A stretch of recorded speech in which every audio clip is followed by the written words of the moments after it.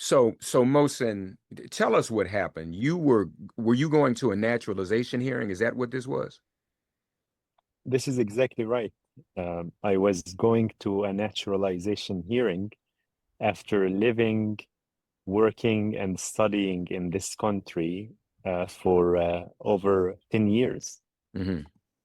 Coming into this country in a legal way, having a green card for roughly 10 years, paying my taxes, working hard, trying to live, quote unquote, the American dream. And I've done everything, by the book, the way how it's supposed to be.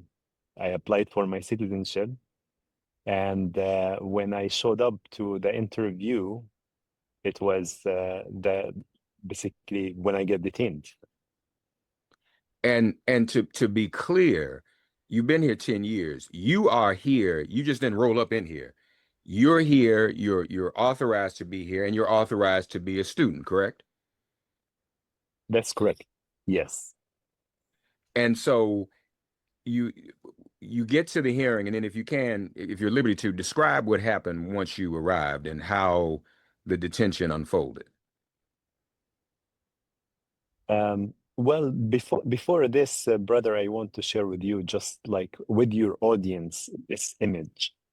And it's very important image to capture, Uh, right? So you get you get a person. I am a Palestinian refugee, came from a refugee camp where my family still resides. 10 years in the United States. I developed roots in Vermont, which I call home, as Gibran Khalil Gibran says, and home where you feel safe and loved, and those who surround you there are your people. So I consider Vermont a home, and I am surrounded by my people here. And well, hold that point. I just want to say this. I'm going to share the video later, y'all. He was detained wrongfully, but when you see his where he's sitting, as opposed to where I'm sitting, he's doing a lot better than me. I mean, that's a beautiful Vermont is a beautiful place. So, yeah, this is the heart of nature, as you yeah. see, the So mountains, if the this is what hills posted unfolding behind. if this is what post detention looks like, I need to come up there with you, man. But go ahead. Well, we must make it happen. Maybe in the soon future, we can do an interview from the heart of nature here. And nature has its own healing elements. I Mm, mean, I came from a background of trauma, of loss, of deep, deep level of injustice and oppression. And as you know, for a child to go through that, the children would develop and would carry level of trauma. And this is the place where I was able to process my trauma, to be able to heal. mm, So this state and this region did not only provide me with a community, but it provided me with the healing path to be centered in love, to be able to hold compassion and empathy, and to be able to feel this level of injustice and to say no. No to injustice and no to war and no to the killing of children and the starvation of people and the continuous oppression. And mm. because of this, basically, I was detained. So living here, working here, studying here, paying taxes, doing everything by the book, I apply for citizenship. And over a year later, I get detained. However, and for me, it did not feel like detention. It literally felt like abduction because everything was done in a very one might say malicious way. It wasn't clear. They could have sent me a note and said, "We would want you to show up because there is an order to detain you." They could have came to my apartment or to my school. They could have detained me similar to other students. But no, I'm the only student who was detained during a citizenship interview, asking to be a citizen of this country after being a permanent resident for about 10 years. So the process goes that I go to this interview and I suspected that there is something fishy about it. So I reached out to, first of all, I'm grateful for Nate and the rest of the legal team who have prepared very, very well for this because we had basically orders drafted in order to submit to the court to prevent my transportation to Louisiana, which happened to every other student. I was the last student to be detained and the first to be released because of a number of things. One of them is the legal team was completely prepared. So we prepare legally. I contact my representatives before I say, this is who I am. This is the work that I've been doing. And some of them I already had connections with. And they do interviews and they say, this may be the last interview or the last time you hear from me for a while. And indeed, the day I showed up on April 14th, 2025, what seemed to be, it should be a regular, normal interview for naturalization, my citizenship interview. Roughly like 20, 30 minutes before after I entered the USCIS office, this is the place where you go for the interview. Agents from the Department of Homeland Security enter the office and they say, you are under arrest without giving me any reason or showing me any document. And I had a lawyer with me, an immigration lawyer at that time, and they literally like isolated me from my lawyer and they put the handcuffs on my wrist. And you know, the moment they showed the handcuffs, they did not give me any room to even ask questions. I said, I am a peaceful man. And this is something that I prepared for gladly. I learned from what happened with other students, which gave me this privilege to stay in Vermont and not be transferred to Louisiana and to be released before anybody else. Mm, mm. So isn't it true too that those who detain you were masked? Is that the case? They were masked and they were armed as well. Hmm. That's correct. So then obviously they knew you were coming. This was planned. They, well, my guess that it was like orchestrated, not only planned, because they had tickets to fly me outside of Vermont. They had my flight scheduled technically within roughly 2 hours from the moment I get detained, and that's we missed the flight by minutes. Wow. Um, The other thing also, brother, they were hiding at the USCIS building. When we entered, there's no sign that there's anybody there, but they were hiding, some in cars, some uh, in the back hall of the office. And after I finished my interview, when basically the agent who interviewed me asked me if I would be willing to take the Pledge of Allegiance to protect and defend the Constitution of this country, and I said, absolutely. He said, give me a second. And then the agent stormed, and that's when they arrested me. And you can see the dichotomy in it. They're asking me if I'm willing to take the Pledge of Allegiance, and at the same time, they are the ones who violate the laws of this country by actually arresting and detaining me. Attorney Nate Wessler is here with Mohsen Madawi, a very special guest. And Nate, forgive me, I didn't mention your affiliation. May I do that? You're with the Yes, yes. ACLU, correct? Okay, I'm sorry I didn't say that. Is there video evidence of this? Was any of this recorded in that space?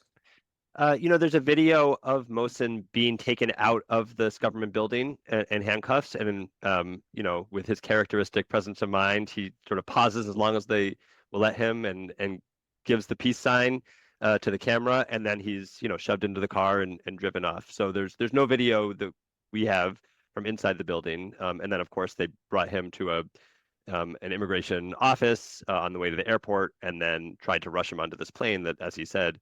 Uh, Luckily, they missed, and then by the time they got him back to the office, the federal judge had responded to our habeas petition and issued the order saying he can't be deported and he can't be taken out of Vermont. Hold him here while we figure out what's going on.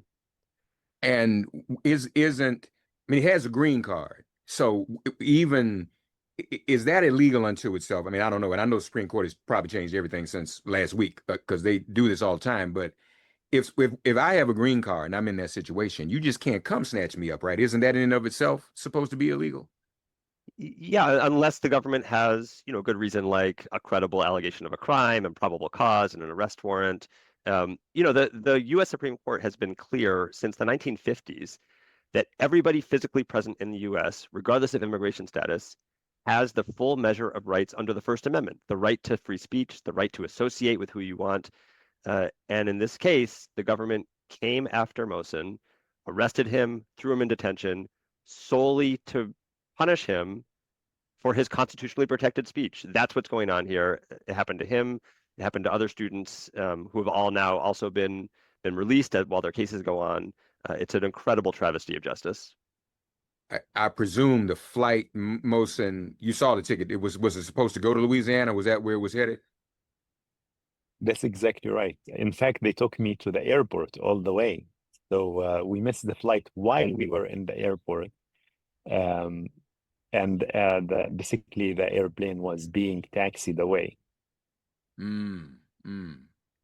So as as much of a blessing as that was, it also exposes, I guess, some of their own um incompetence, uh, in the operation that they couldn't even get to the flight. But that's a good thing. It's a good thing that you missed it.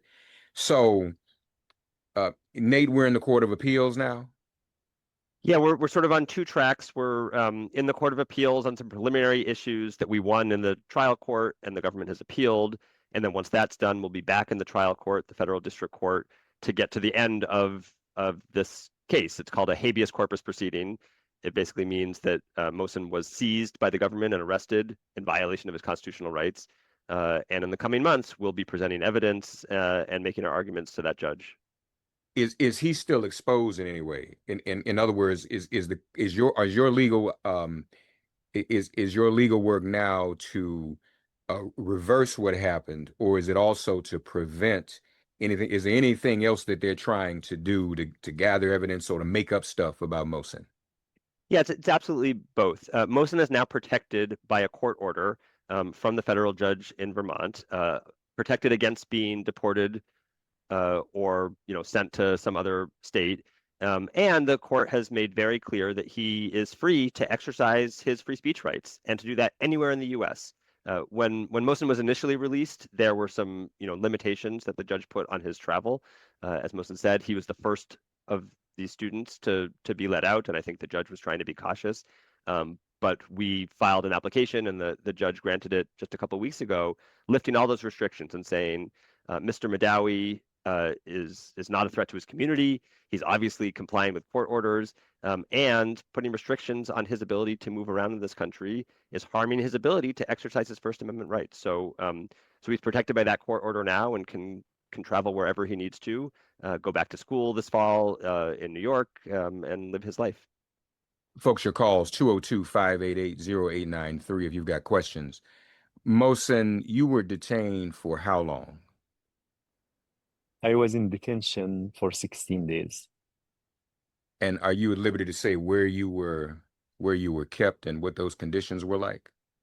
Yes, they kept me in a prison in Vermont. It's a state prison where basically ICE has a contract with the prison to have one section of it. So I was put in a cell that is 7 feet by 12 feet. And the first week I spent roughly by myself, and then I spent time with an immigrant worker who used to work on a farm here in Vermont. And it was a challenging situation for most of the detainees there. Um, tell us more about how challenging it was. What were the conditions? What were you eating? How were they caring for you? Yeah, when you look at the prison system, I believe that there should be a reform, and the reform that is aligned with the human dignity. So when you are in prison, and keep in mind that in the prison system, this prison is considered one of the best prisons in the country, and yet still very difficult conditions for the prisoners. When you look at the basic needs of a human, what are the basic needs? You get shelter, you get food, and you get healthcare, right? So when you look at the shelter itself where people sleep, the mattresses that they provide for the bunk beds, they are less than 2 inches thick. So when you sleep on the mattress, you feel the hardness of the metal sheet that is on the bed. And your body takes a couple of days to adjust, but you feel pain in your body, in your muscles. You feel sore, you feel the pressure, you can't sleep well. In addition to that, the system is to keep you feeling all the time that you are monitored, you are controlled. And what happens during the nights, the guards come by with a flashlight and they shine the flashlight into your eyes while you're sleeping to check on you several times a night through the glass window in the door. And the noise that's happening around, there are noises that just, it makes it difficult for people to sleep in peace.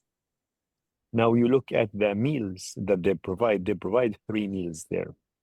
One around 6 a.m., another one around noon, and another one around 4 p.m. That's the last meal.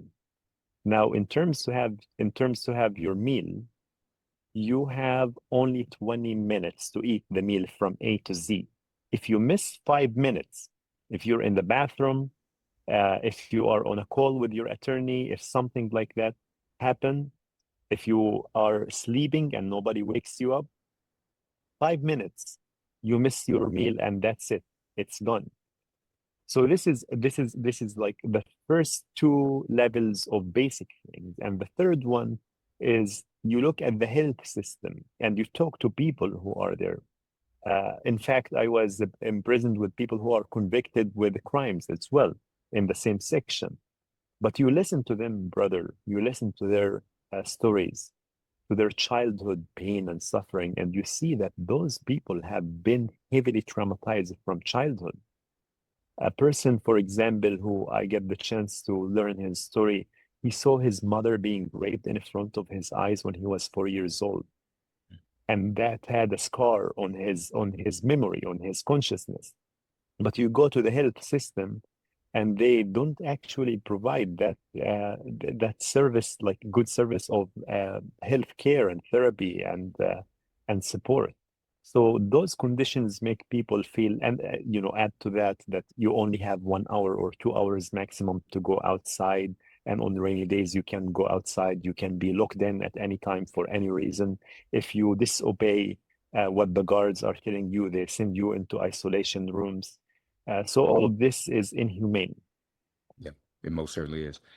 Mohsen, you mentioned being a refugee and what you experienced before you came to the United States. I think we'd be remiss, and again, folks, your call is 202-588-0893. I think we'd be remiss if we didn't hear that part of your story. Can you tell us a little bit about the experience, the trauma, and the persecution you were fleeing when you came here? Thank you for the opportunity, brother.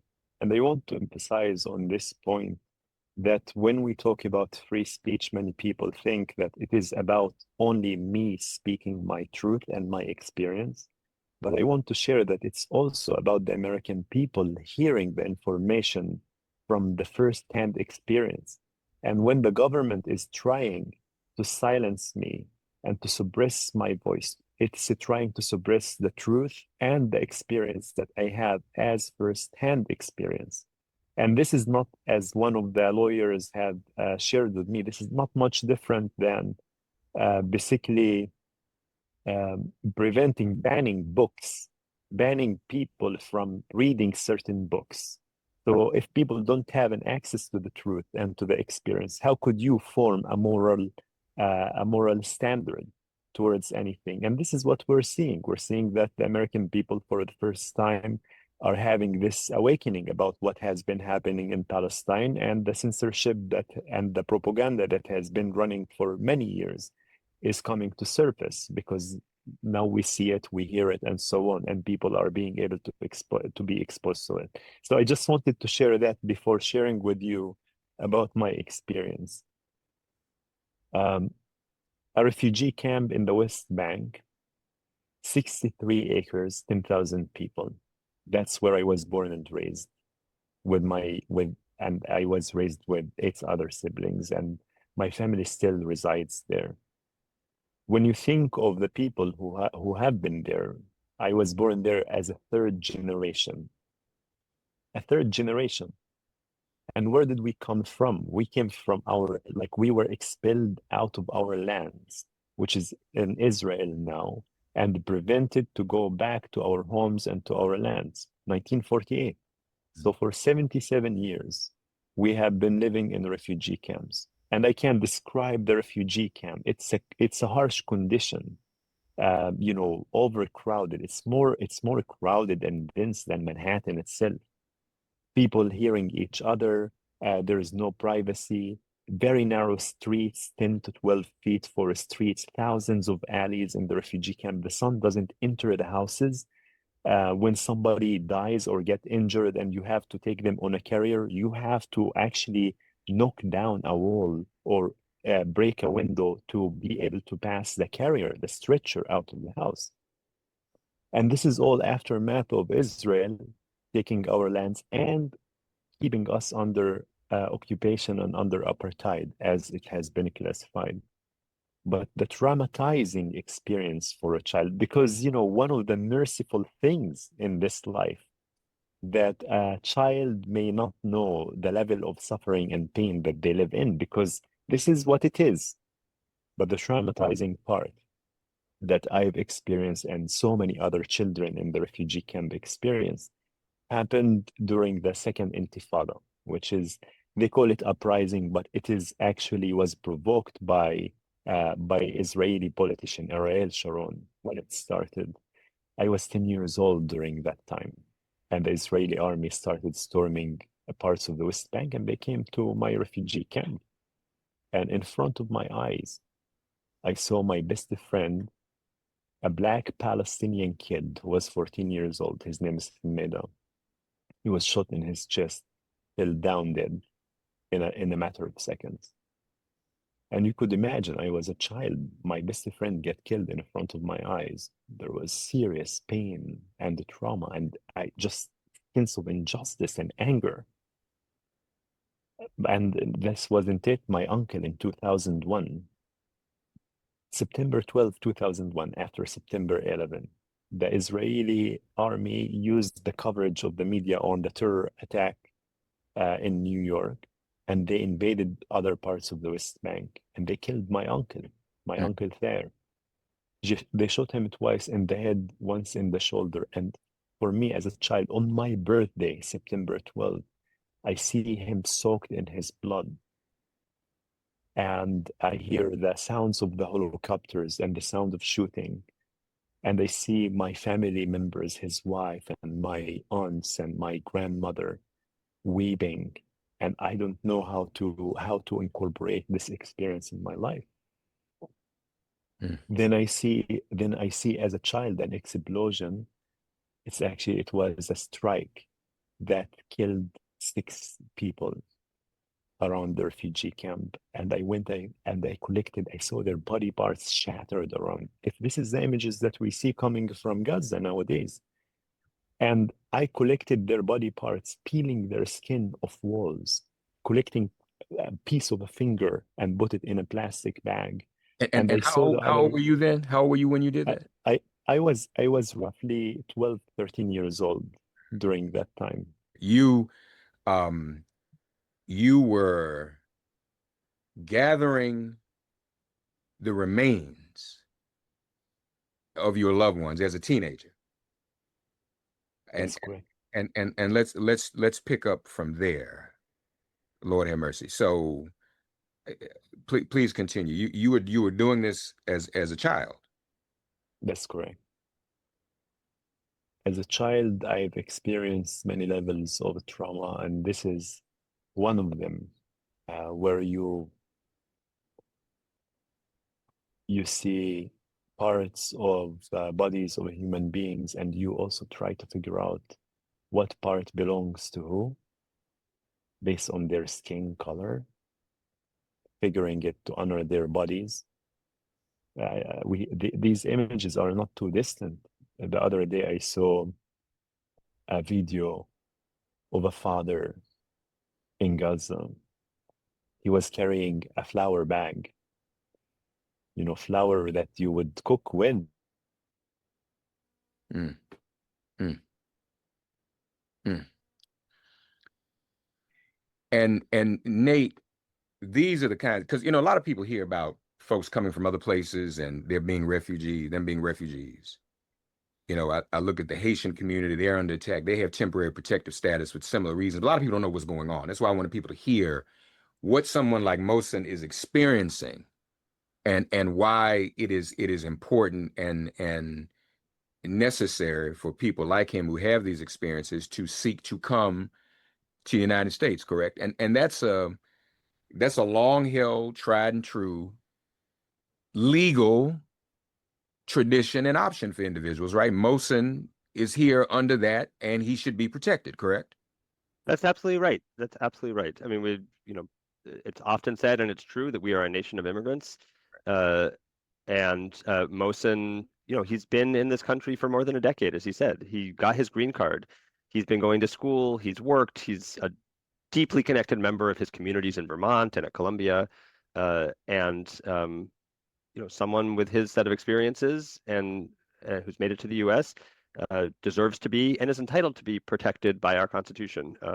And the government has just tried to run roughshod over those protections, and we're standing up in court and saying, no, you can't do that.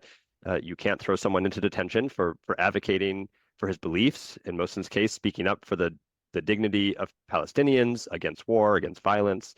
And the government, just because they disagreed with the content of what he was saying, decided that they could retaliate against him. That is flatly a violation of the First Amendment to the Constitution. Yeah, yeah. Mohsen, as we get ready to wrap up, and I really appreciate your time. What have you learned from this experience? What have you gained from this experience, from that detention to where you sit even today? You obviously in a beautiful place of reflection. Um, I don't want to just come up there and do the show, man. I want to come up there and sit down and reflect myself. I need to deal with some things, but um, what I mean, we're activists, man. So as some of the great political prisoners have always said, we don't serve time. We make time serve us. And so, what has this experience done for you? What has it changed or enhanced about you? And what are some of the things you're reflecting on right now? Amen, brother.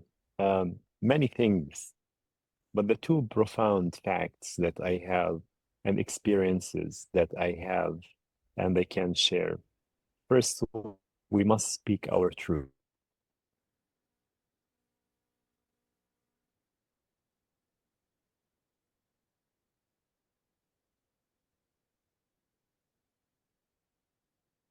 Mosin froze. We may have a bad connection. Maybe we'll get him back. But Nate, while we're waiting to resume with Mohsen, um, what I really want to ask you too is if also you're at liberty to say, because I hope people have an interest in this and want to follow it. Are you at liberty to share some of the upcoming dates, or for that matter, I am is there a website where people can go and follow the case too? Yeah, we're posting information on the ACLU website. If you go just aclu.org and just search in the search box for Mohsen's name, you'll find the case page where we're posting updates. There's also updates on social media. The case will be going on for some months. It's fantastic and it's critical that Mohsen is free now. He's out of detention while we fight the rest of this case, but we have some time to go. And of course, Mohsen's not the only one. Right. The government has taken the same action against Mahmoud Khalil, Rumesa Öztürk, Dr. Badr Kansuri, and others. And those are all also in court. Those students have also been released pending the rest of their case being litigated. So far, the courts have been standing up. The courts have been doing exactly the right thing and holding the line against these gross violations of people's rights. Yeah. ACLU.org or .com? .org, .org. ACLU.org. Yep. Mohsen, we lost Okay, you. brother, I am back. Okay, yeah, that's good. And we'll get a call. We'll get to a call. Rick, stay online for me. Mohsen, please start from the beginning. I was asking you how this experience has changed you and empowered you. Um, yeah, a number of things. The first one, I have to stay in my truth, Mm, speak my truth without surrendering to fear or to intimidation. And as we saw that there was this battle of fear and intimidation, bullying people to prevent them, silence them from speaking their truth. But if people are speaking their truth, they should not be scared of anybody. yeah. So this is one. The second one is the contrast to fear is love. And I've learned that there are so many people in this country who are moved by love, not by fear. The people who came to the streets, the legal team, even the judges who have been issuing decisions, and the representatives of the people and the people of love have to come together. And the third one that is very important is we have to recognize all different forms of injustices, because as Martin Luther King Jr. have said, injustice anywhere is a threat to justice everywhere. And what we are realizing nowadays, that the injustice in America, which is trying to destroy and to deteriorate the system of democracy, is deeply tied to the injustice in Palestine, to the occupation and the genocide, to the apartheid and the genocide that are taking place. And to stand up for one is to stand up for all. We can't use this double standard anymore, because the battle and the stakes are much larger than any time before. Yes, sir. Yes, sir. Rick from Germany, you're on the air with Mohsen Madawi and his attorney Nate Wessler. Go right ahead, Rick. Good morning, Mark, and good morning to your guests, your two guests. I just want to say that free speech is an illusion for so many poor people and working class people and even middle income people who get involved in politics. Free speech is granted to those who have wealth and power there in America. So don't be surprised at the fury that comes upon you, young man. Um, I also want to say that there are those whites and Jews in America who believe in free speech and believe in the Constitution and want to reform the Constitution and make it a better world there in America. I'm done, Mark. Okay. Thank you. Thank you, brother. Thank you for your call. I know we got to go, gentlemen, but Nate, it's interesting that what the experiences Mohsen had, which were horrible, nevertheless allowed him to get a refugee status, get a green card, and come to this country. And ironically, children as young as he was when he had his experience are experiencing those same experiences today. Presumably, I just have to ask this: if there's a 2025 Mohsen, well, we know there are. Can a little Mohsen today who's over there in 2025 at this hour seek the same type of refugee status that Mohsen was able to do? Or is that something that has just gone by the wayside as a result of the current politics? Yeah, the Trump administration has tried to close the door as fast and as firmly as it can to people in dire straits who are facing persecution, trying to come to this country as a safe haven. Refugee admissions are almost entirely closed down this year, with an exception for white South African Afrikaners. The ironies are deep. I'm not an immigration lawyer. I'm a free speech lawyer. So the ins and out of that system are a little beyond my expertise, but we're facing just a dire attack on institutions and protections that we have taken for granted for decades in this country, including for people fleeing persecution from around the world. folks, as we're on the air, as I'm back on the air after many years in local Washington, D.C., I just want to commend the ACLU. We did a lot of work together in the 90s. Mary Jane DeFrank and others, Laura Murphy and others. We Congress imposed, some of you may recall, in 1992, the death penalty on Washington, D.C., put it on the ballot, forced it on the ballot. And we defeated that ballot initiative with doing a lot of work with the ACLU.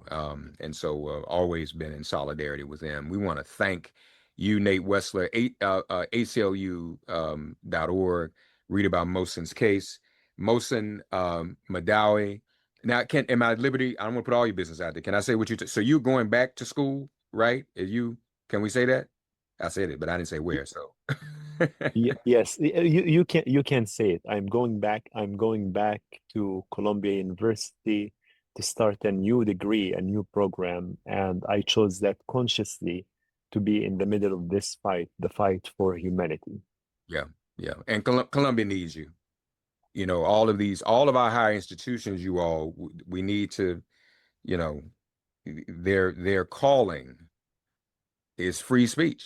That's what's supposed to be, that's what institutions of higher learning are supposed to be about. And clearly all of that's under attack. So we applaud Mohsen's courage going back there. And it also says something about, it contradicts some of the other perceptions we have. If Mohsen is welcoming, if Columbia is welcoming Mohsen back and he's going to remain there, that says something too. So let's just be clear. Everything that we see in news that some people in certain positions portray is not necessarily the universal atmosphere and thought. So if he's welcome to go back to Columbia, then there's hope in that space and in that situation. I hope y'all get what I'm saying without saying too much. Yeah, and let me just say, you know, the judge in Mohsen's case released him in time to walk in his undergraduate college graduation. Yes. And the outpouring of support at that ceremony was astounding. You know, people see what Mohsen has been through and see what he stands for. And, you know, there are a lot of members of that community who really stand with him. Yes, yes, yes. And you all heard me share when we were there, we almost had a breakthrough. And I can say this now because we said it publicly in the media. I received a call from the governor's office the day of the raid that morning, and the governor and her chief of staff wanted to negotiate as many demands as possible. So the students, these were the words, so the students would not leave the space empty-handed, and also to avoid a raid and arrest. And we were in talks all day. There was some branch of the Columbia administration was amenable, and of course the students were. I was literally on the phone, and this is not anything. I mean, this is not anything I've not said publicly. We said it on television, and I made sure that everybody was comfortable with me saying it. I was on the phone with the governor's chief of staff, with the mayor's chief of staff, and the police wanted to breach, to arrest the students and raid the students. And there were several stand down orders given. This is literally on the phone with me, and I'm on speaker. We're headed to Columbia to avoid this and to negotiate something. And the police pretty much unilaterally said, you know what, with the mayor's chief of staff on the phone, she said, don't move. She said, you know what, we're going in here anyway. That's what the police did. So that says a lot too. And what's interesting, when the New York Times did its analysis of what happened, they didn't call us. They didn't call those of us who were on the phone that night and witnessed that experience. So that was very interesting. So again, for Mohsen to continue to stand and to go back there, and also to have the support we know he has, is very, very important. And we also stand with him. Nate Wessler, ACLU.org, Mohsen Madawi, Rising, Columbia, graduate student now. We're very proud of you. And my brother, we will be together. And you know I'm going to stand with you. On the air, off the air, whatever you got to do, doctor. I'm very grateful for you, brother, and for all of the work that you've been doing, the work that you do for this country, for democracy, and for humanity. And this is a spiritual work for you and for me and for many others as well. We are in this together until we see a world where everyone has equal rights and freedom. Yes, yes, yes. Beautiful brother. Thank you both, and we will be in touch. And listen, as I said, y'all, I'm here for you. So if anything, if there's anything we need to let the community know, if there's something you need to let them know before I reach out to you, don't hesitate to reach out to me, okay? Because we want to be sure that Mohsen and all of these students are A-OK. Thank you both. Thank you, dear Thank you. brother. All right, take care now.